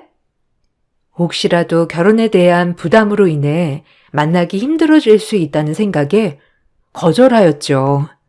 하지만 선배는 끈질기게 저를 설득했어요. 그 남자분도 제가 경제적으로 부담을 많이 느껴야 한다는 걸 알고 있다고 했고요. 선배의 끈질긴 부탁에 한번 만나나 볼까라고 생각했죠. 그렇게 소개팅을 승낙했어요. 제 인생에서 첫 소개팅이었죠. 얼마나 괜찮은 남자길래 선배가 그렇게 말을 했는지 궁금은 하더라고요. 그리고 선배가 소개해준 남자를 만났습니다. 그 남자가 지금의 현 남편이죠. 남편은 첫 만남부터 훈훈한 인상에 굉장히 온화한 미소를 가지고 있었어요. 남을 생각하는 배려, 처음 보자마자 그의 인상에 반해버렸죠. 저도 모르게 그에게 스며들었습니다. 처음에 선배한테 소개를 안 받겠다고 하는 것이 민망할 정도로 제가 더 마음에 들어버렸죠. 놀랄 만큼 저희는 가까워졌어요. 제가 엄청 끈질기게 소개해달라고 했었는데 드디어 성공했네요. 미진 씨만 괜찮다면 앞으로도 만나고 싶어요. 감사합니다. 저를 좋게 봐주셔서. 저도 결혼에 부담만 없다면 승철 씨 만나는 거 좋아요. 다정하시고 매너 있으시니까요. 이렇게 말하면 좀 너무 성급한 것 같지만 정말 저희 집에 몸만 오셔도 됩니다. 그 정도로 제가 다 준비되어 있으니까요. 네? 아, 그래도 어떻게 그러나요? 말이라도 그렇게 좋게 해주셔서 감사해요. 전 그래도 일도 오래 해야 하고 또 걸리는 게 많아요. 남편은 그런 저를 이해해 주었고 저희 가난 아픔까지도 본인의 가난처럼 여겼어요. 저를 안쓰럽게 생각하는 사람이었죠. 그렇게 저희는 서로에게 스며들었고 만남을 갖기 시작했죠. 만나다 보니 역시나 남편은 정말 좋은 사람이었어요. 하지만 집안이 저희 집과 많이 차이가 났기 때문에 제가 조금 부담이 되는 건 사실이었어요. 오랜 만남 끝에 남편은 저에게 프로포즈를 하였고 저희 집이 많이 기운다는 느낌에 2번의 거절 끝에 결혼을 승낙했습니다. 그렇게 행복할 줄만 알았던 제 인생이 시집살이의 시작이 되었죠. 시부모님은 저를 격렬히 반대했어요. 본인들과 비슷한 집안의 여자를 며느리로 맡고 싶어 했으니까요. 이해는 합니다. 공들여 키운 아들, 마음에 드는 며느리를 맡고 싶을 테니까요. 하지만 그런 시부모님의 뜻을 남편이 꺾어버렸죠. 정말 마음에 들지 않지만 우리 승철이가 죽고 못 산다니 허락하는 거다. 알겠니? 내가 무슨 마음으로 허락하는지만 알아둬. 네, 감사합니다. 어머님 마음에 제가 들진 않겠지만 앞으로 최선을 다할게요. 지켜봐 주세요. 승철 씨한테도 잘할게요. 우리 집에 동서 같은 사람이 들어올 줄 몰랐어 정말. 뭐 대단한 재벌집은 아니지만 그래도 명망 있는 집이거든 우리가. 네, 형님이랑도 잘 지내보고 싶어요. 아무래도 승철 씨가 형제가 딱 둘이다 보니 친하게 지내면 좋을 것 같아서요. 내가 동서랑? 아무리 형제라도 급이 맞아야 잘 지내겠지? 그런 부분은 생각해봤고? 되게 웃긴다 동서. 골 때려. 네? 형님이 그렇게 생각하신다면 아쉽네요. 형님 마음 잘 알겠습니다. 그래도 너무 무시하진 마세요. 남편의 집안은 아버님이 큰 유통회사를 하고 있었고 아주버님은 고등학교 역사 선생님이었어요. 형님 또한 초등학교 교사였고요. 고졸 출신 은행 공채 직원이 마음에 들 리가 없었죠. 남편도 아버님 사업을 이어서 같이 하고 있었기 때문에 경제적으론 여유로웠어요. 저희는 집도 가난하고 저도 대학교를 나오지 않았기 때문에 시댁에선 저를 좋아하지 않았던 거고요. 저도 마음을 단단히 먹고 시집을 간 거기 때문에 괜찮았지만 어쩔 수 없이 시댁에 갈 때마다 위축되는 건 어쩔 수 없었죠. 하지만 남편이 잘해주어서 행복했어요. 그렇게 저희는 결혼을 했습니다. 친정 부모님은 없는 형편이었지만 그래도 저희 살림에 보탬이 되라고 쌈짓돈을 챙겨 주었죠. 얼마 안 되는 돈인데 그동안 해준 것도 없고 이렇게 본인이 다 준비해서 시집 가는데 아빠가 해줄 게 이것밖에 없다. 에이, 아빠 무슨 이런 거 안 해줘도 돼. 엄마 아빠도 어려우면서 이런 돈은 날 왜 줘? 얼른 넣어둬, 응? 받아 미진아. 엄마 아빠가 그동안 정말 해준 게 없어서 그래. 우리 딸 혼자 잘 자라서 취직도 하고 결혼도 하고 기특하다. 그리고 이건 조상님이 물려주신 건데 꼭 가지고 있어라. 나중에 이게 가치가 있을지도 모르니까 알겠지? 이건 아빠가 애지중지 하는 거 아니었어? 나 자식이라고 물려주는 거야? 아빠가 애지중지 한 만큼 나도 잘 보관할게요. 모든 부모님이 그렇듯 없는 돈에도 조금이라도 해주고 싶어 하는 맘이었죠. 그리고 부모님이 쌈짓돈과 챙겨주신 거는 한 몸으로 쓰여있는 종이었어요. 언제적 거였는진 모르겠지만 예전부터 집에 가품처럼 모셔왔다고 하더라고요.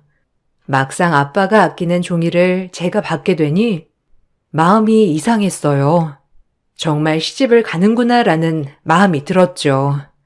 그렇게 눈물 콧물 짜며 시집을 갔습니다. 다행히 저희는 바로 분가를 했기 때문에 시댁에서 받는 스트레스는 매일 오진 않았어요.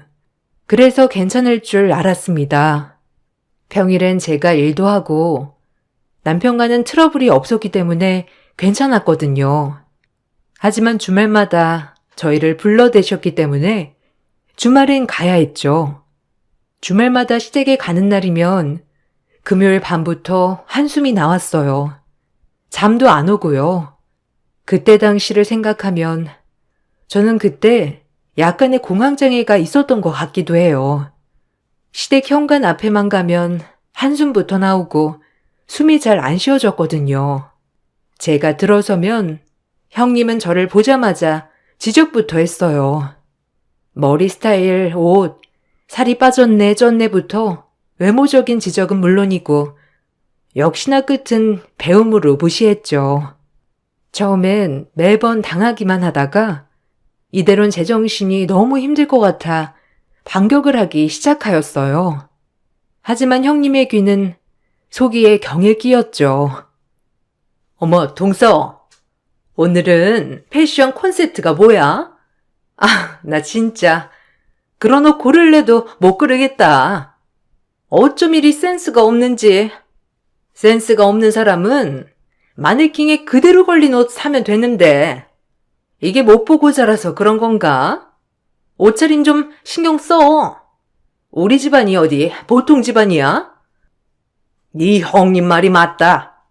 원 시댁에 오는 꼴이 그게 뭐니? 나중에 어른들도 만나고 해야 할 텐데 신경 좀 써라. 네 형님 입는 옷 스타일 좀 배워. 아, 이거 승졸 씨가 사준 거예요, 어머니 형님. 앞으로는 제가 골라볼게요.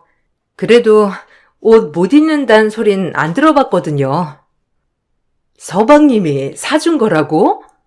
아휴, 서방님도 참. 아니, 머리는 또 왜 그래? 머리 스타일도 약간 옛날 스타일 같아, 동서는. 아, 제 머리가요?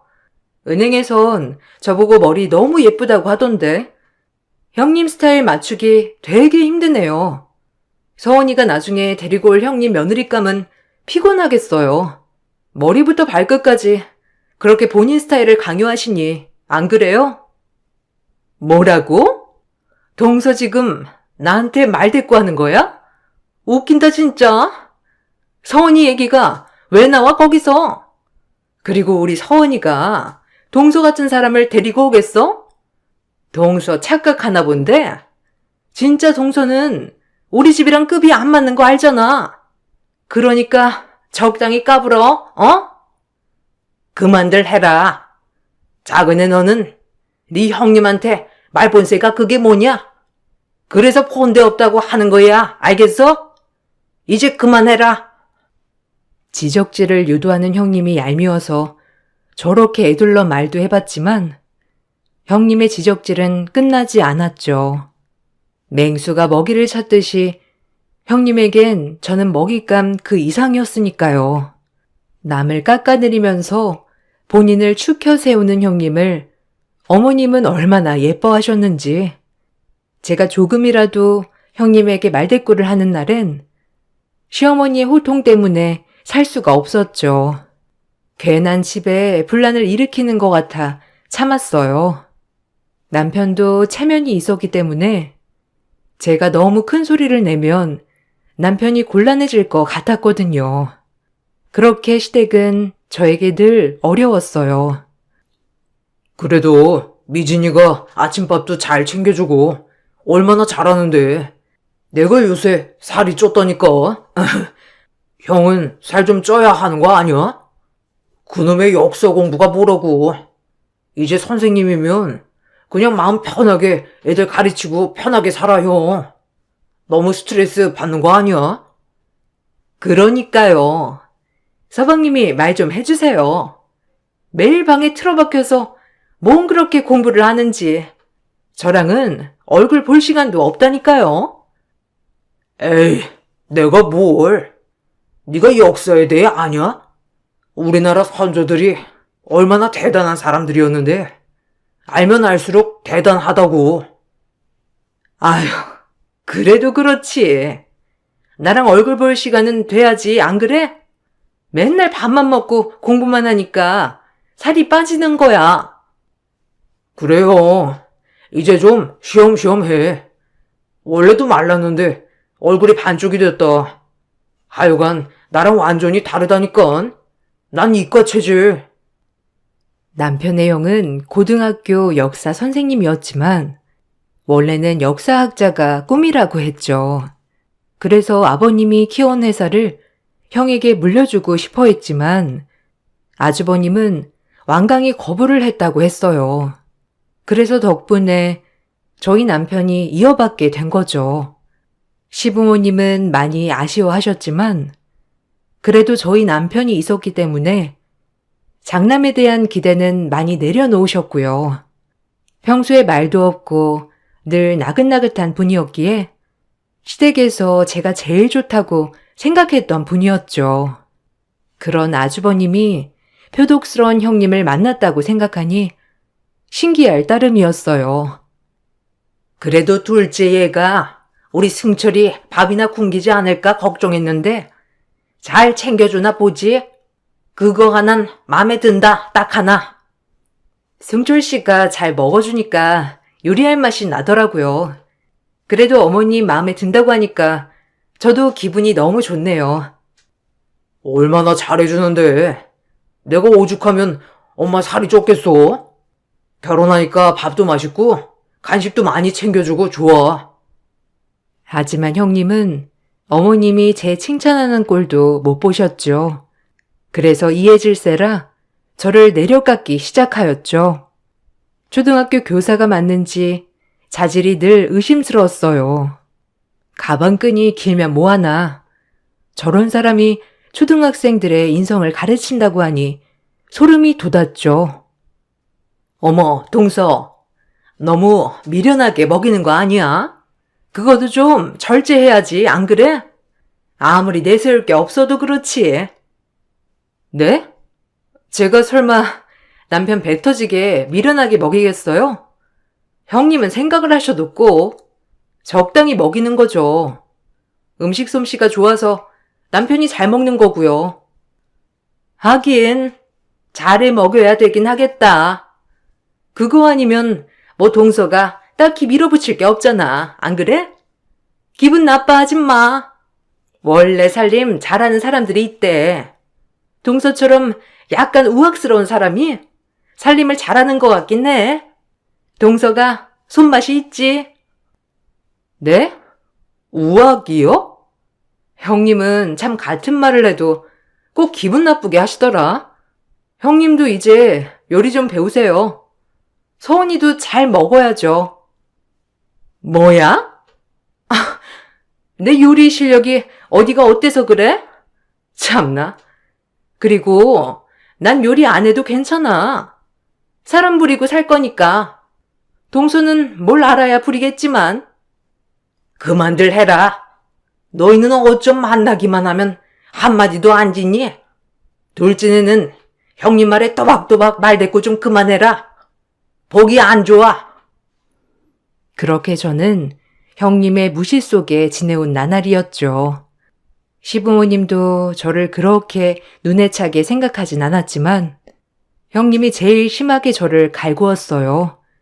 시간이 지나고 아이를 가졌습니다.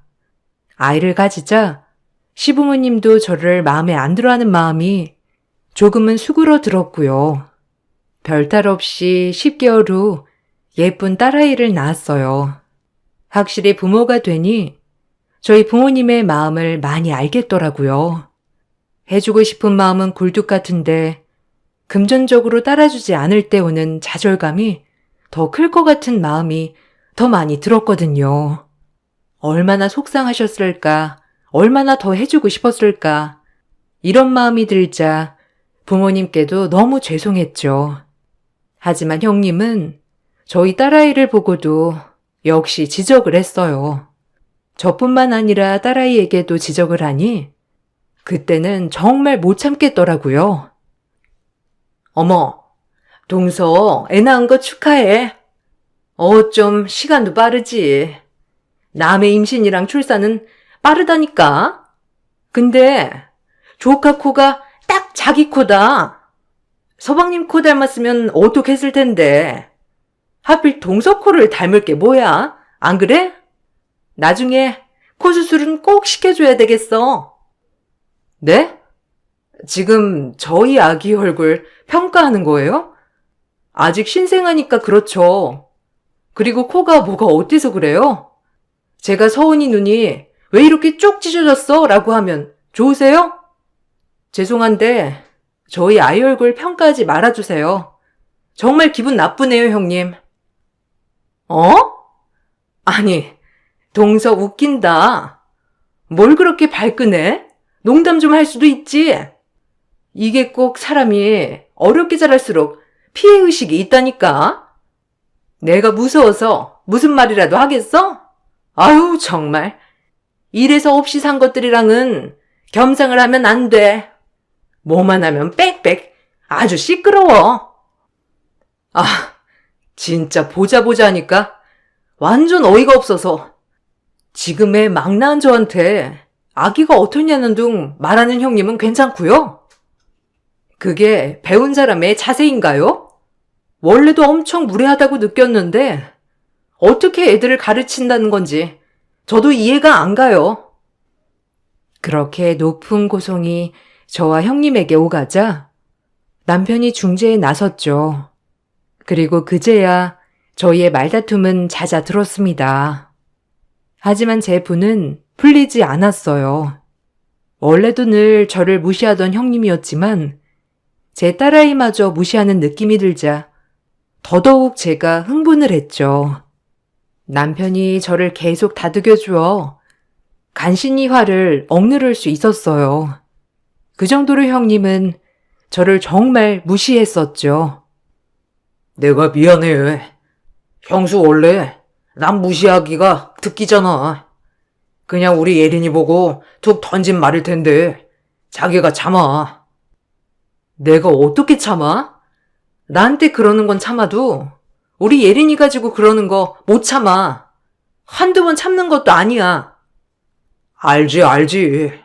그래도 지금 몸조리 잘해야 하니까 너무 스트레스 받지 말고 한 귀로 듣고 한 귀로 흘려. 자기 건강 다칠까봐 걱정돼. 그렇게 남편의 위로 속에 마음을 진정해 갔죠. 하지만 그날 묵은 앙금이 컸던 탓인지 형님과는 전보다도 더 좋지 않은 감정이 생겼어요.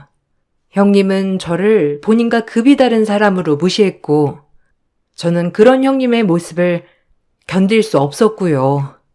반복이 되자 만나기만 하면 으르렁대는 사이가 되었죠. 이렇게 5년 정도가 흘렀어요. 딸아이의 나이가 5살이 되었을 무렵 설날에 일어난 일이 제 인생을 송두리째 바꿔놓았죠. 이제 딸아이는 서랍을 열고 닫고 하는 재미에 푹 빠져 있는 나이였죠. 그날도 어김없이 명절을 치르러 시댁에 가려고 하는데 딸아이는 안방 서랍을 열고 닫고 하는 재미에 빠져 있었어요. 예린아, 이제 할머니네 가야지. 어서 나와. 거기서 뭐해?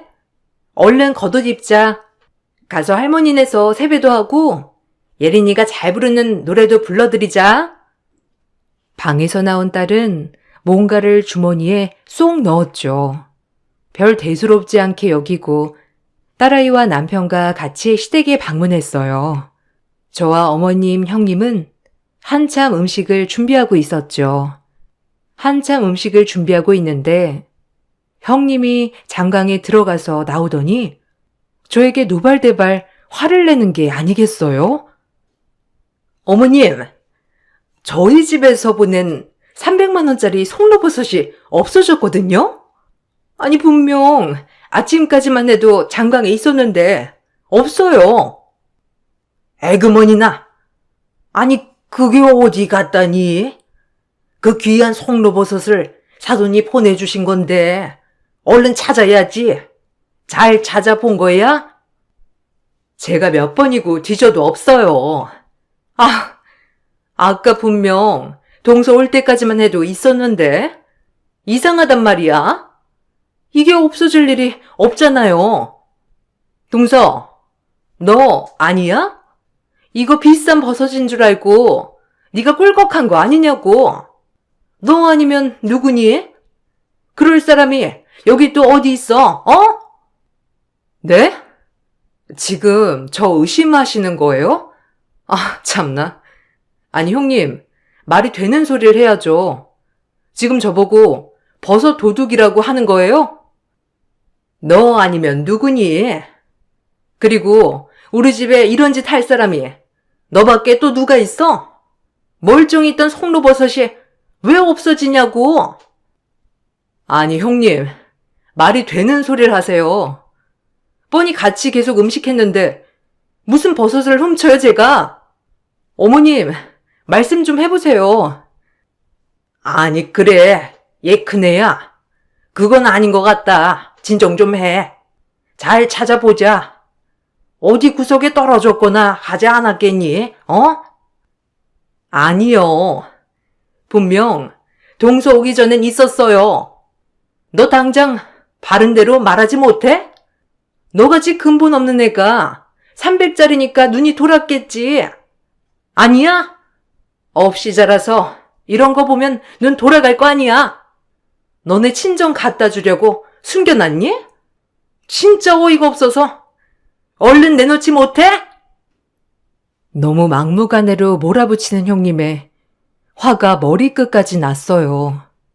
제가 애들도 아니고 너너거리면서 저에게 따지듯 몰아붙이니 저도 꼭지가 돌더라고요. 그리고 이제 한 아이의 엄마인데 이렇게 모욕을 줄 수 있나 하는 마음에서도 화가 너무 났죠. 아니, 형님, 저한테 피해의식 있으세요? 예전부터 저를 그렇게 못 잡아먹어서 안달이었는데 하다하다 도둑이라뇨. 뻔뻔하기는. 네 년이잖아. 네가 우리 집에서 선물해준 300만 원짜리 송로버섯 훔쳐간 도둑이잖아. 너 아니면 누구야? 형님은 제 입에서 피해의식이라는 말이 떨어지자마자 눈이 뒤집어지더라고요. 그러더니 모든 전들을 저에게 집어던지고 미친 사람처럼 저에게 달려들었죠. 세상 태어나서 이렇게 무식하게 저한테 달려드는 사람은 처음이었어요. 전을 맞으면서 어안이 벙벙하였고 급기야 형님은 제 머리채를 잡기 시작했습니다. 세상 태어나 처음으로 잡힌 머리채였어요. 놀란 저는 애써 뿌리치려고 했죠. 어머, 이거 안 나요? 아, 미쳤나봐 진짜. 어디라고 나한테 손을 대? 여보, 이건 나요. 안 그러면 저도 잡습니다. 네가 어디 할 말이 있어? 바른 대로 말하지 못해? 이 도둑아. 송로버섯 어디 있냐고. 그게 얼마짜린데 얼른 안 내놔?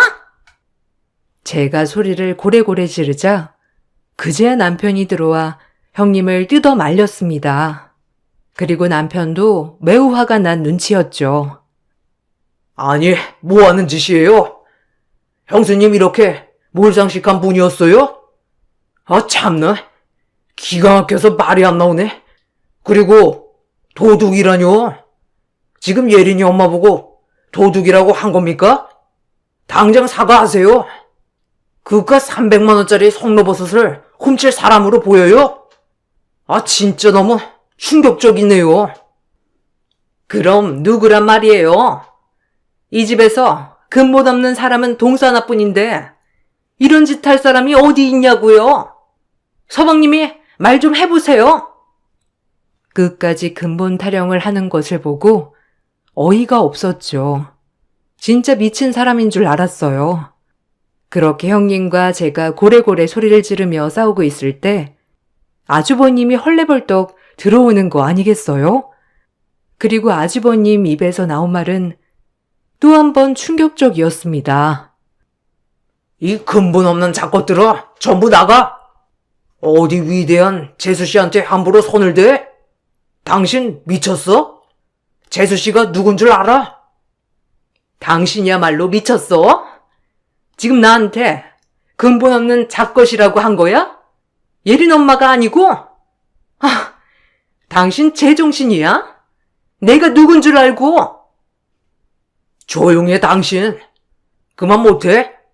재수씨가 얼마나 대단한 사람인데 지금 함부로 이렇게 대하는 거야? 얼른 사과드려. 뭐라는 거야? 지금 사과받아야 할 사람은 누군데 그래? 정신 차려. 지금 우리 아빠가 준 송로버섯이 없어졌다니까, 어? 그깟 송로버섯이 뭐가 중요해? 재수씨 조상님이 누군지는 알고 그러는 거야? 우리랑은 근본부터가 다르다고. 아주버님의 입에서 나온 말은 가히 놀라웠습니다. 제 딸아이와 형님의 아들이 거실에서 놀고 있을 때 제 딸아이가 아까 집 서랍에서 챙긴 종이를 떨군 모양이더라고요. 아주버님은 그 종이를 보자마자 한참을 들여다봤다고 해요.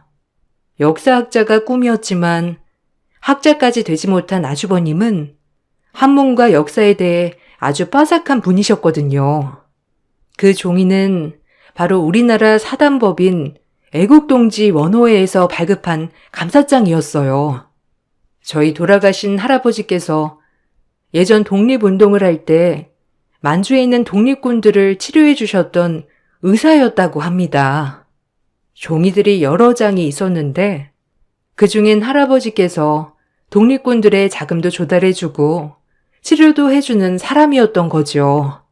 이 말을 들으니 아차 했어요. 저도 몰랐던 것이었거든요.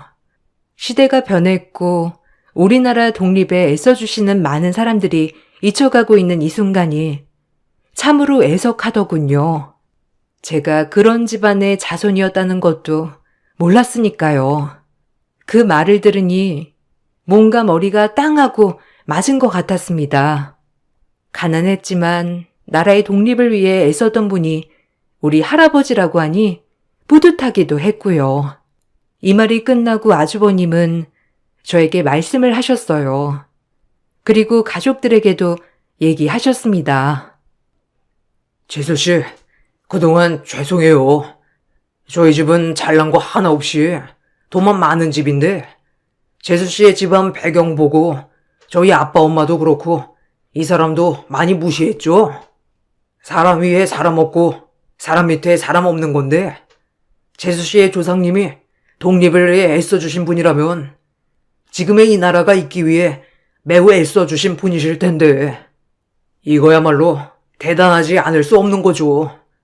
그동안 저희 집 무례 잊어주세요. 그리고 엄마 아빠도 사과해요. 뭐 지금은 덜 그러시지만 그래도 우리 집이랑 비교도 안 되는 집안이에요. 재수씨 집안은. 당신도 얼른 사과해. 지금 그깟 송로버섯이 중요한 게 아니야. 얼마나 대단한 분이 조상님이셔, 안 그래? 점점 잊혀지고 있는 이런 독립군들의 희생을 우리가 알아야 한단 말이야. 제가 와이프 대신 사과할게요. 죄송해요, 재수씨. 용서해 주세요.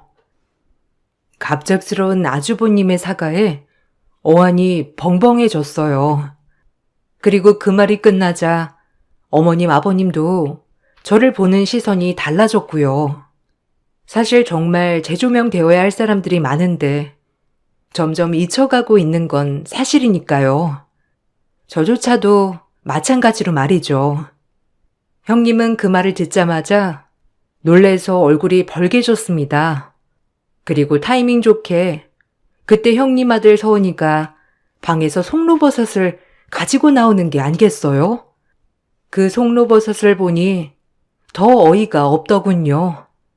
생사람을 잡아도 유분수지 이렇게 잡을 수가 있나 싶어서요. 형님, 저기 서은이 손에 달린 송로버섯 좀 보세요. 장강에 놔뒀다고 하지 않았나요?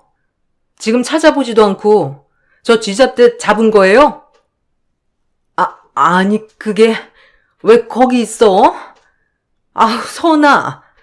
너 엄마 물건 가지고 장난치지 말랬지? 이상하다. 왜 거기서 나왔지? 사과도 하지 않고 얼렁뚱땅 넘어가려고 하는 꼴을 보니 화가 머리끝까지 났습니다. 그래서 아주 와다다 따졌죠. 사과는 하셔야죠. 형님 초등학교 선생님이 고상한 척 하면 뭐예요? 이렇게 천성이 드러나는데 형님 집안은 친일파였으려나? 사람이 어떻게 이렇게 앞뒤가 다르고 나보다 약한 상대 깔아뭉개려고만 해요? 네? 사람의 정이란 눈꽃만큼도 없어. 얼른 사과해요. 생사람 잡은 거랑 그동안 나 무시한 거 알겠어요? 안 그럼 나 그냥 안 넘어가요. 정말 가만 안 있을 겁니다. 그래, 큰애야. 너 얼른 사과해라. 네가 심했어. 그리고 그전부터 작은애 계속 무시하는데 네가 뭐라도 되는 것처럼 그렇게 무시하면 되겠니? 그것도 사과해 당장. 명절에 기분 좋은 날 이게 뭐니? 그깟 송로버섯 하나로 아주 사람을 잡고 있어. 아, 어머니, 지금 저한테 뭐라고 하신 거예요? 아니, 처음부터 근본 없는 애가 시집 왔다고 먼저 어머님이 그러셨잖아요. 그건 그때 얘기지. 그리고 지금 승섭이 말 들어보니까 아주 유서 깊은 집안 같구나, 우리 둘째네가. 그걸 돈으로 비교할 수 있겠어? 얼른 사과해. 그리고 나도 미리 사과한다, 작은애야. 그때는 그냥 내가 왜 그랬는지 참 용서해 주렴. 네, 어머니, 괜찮아요. 근데 형님한텐 꼭 진정성 있는 사과를 받고 싶네요. 한두 번도 아니고 저를 그렇게 철저히 무시했는데. 뭐 하고 있어? 둘째가 사과 받자고 하잖아. 얼른 사과해. 너 안 그러면 이 집에 다신 발 못 붙일 줄 알아? 애가 천박하게 머리채나 잡고 말이야. 아유, 끔찍해. 어디서 저런 애가 굴러왔는지 내가 점점 보면 볼수록 무섭다니까. 아유, 징그러. 형님은 어머님의 말이 끝나기가 무섭게 눈물을 흘리고 뛰쳐나가셨습니다. 아무래도 어머님의 태도에 적잖이 충격받으신 모양이었어요. 얼마나 꼴 좋던지 못된 것 같지만 웃음이 막 나더라고요. 그리고 아무리 돈이 없어도 저희 집이 그런 독립군의 집안이라고 하니까 자부심도 막 생기고 딸아이가 크면 꼭 얘기해줘야겠다는 생각도 들었고요. 그렇게 일이 일어나고 며칠 뒤 아주버님이 얼마나 뭐라고 하셨는지 형님에게 전화로 그동안 미안했다고 한마디 사과 문자가 오더군요. 얼굴 보고 진정한 사과를 받아냈어야 했는데 형님 자존심에 이 문자 하기까지 얼마나 이불킥을 했을까 생각하니 그마저도 웃음이 나더라고요. 그로부터 거의 9년 정도의 시간이 지났고 저희는 아직 대면대면하게 지냅니다. 전보다 더 편해진 건 저를 더 이상 건들지도 않고요. 오히려 어려워하는 느낌이더라고요. 형님도 어머님한테 호되게 혼난 전적도 있어서 시댁에 와서는 말도 엄청 가려하고요. 아주버님은 아직까지 저를 볼 때마다 대단하신 집안의 재수씨라고 한답니다. 아주버님 덕분에 오히려 어머님도 그렇고 아버님도 더 저를 깍듯이 대해주시는 것 같아요. 오히려 너무 감사하죠. 제가 아주버님에게는. 시간이 많이 흘렀고 그때보다도 지금 역사가 점점 잊혀진다고 하지만 아직까지 극장이나 TV에서 독립운동하는 사람들이 나오면 마음이 찡하고 아려와요. 아무래도 저희 선조가 그렇게 살아왔다고 생각하니 대단하다고 느껴지거든요. 저도 저희 조상님 얼굴에 먹칠하지 않게 정직하고 정의롭게 살아야겠다고 결심했고요. 연초에 설날을 쇠면서 저희 에피소드가 생각이 나서 글을 한번 올려봅니다. 그리고 이렇게 살게 해주셔서 감사하다고도 꼭 우리 독립군, 국가유공자, 독립운동하신 모든 분들에게 감사하다고 전해드리고 싶어요. 늘 행복한 일 가득하시고 제 글 읽어주셔서 감사합니다.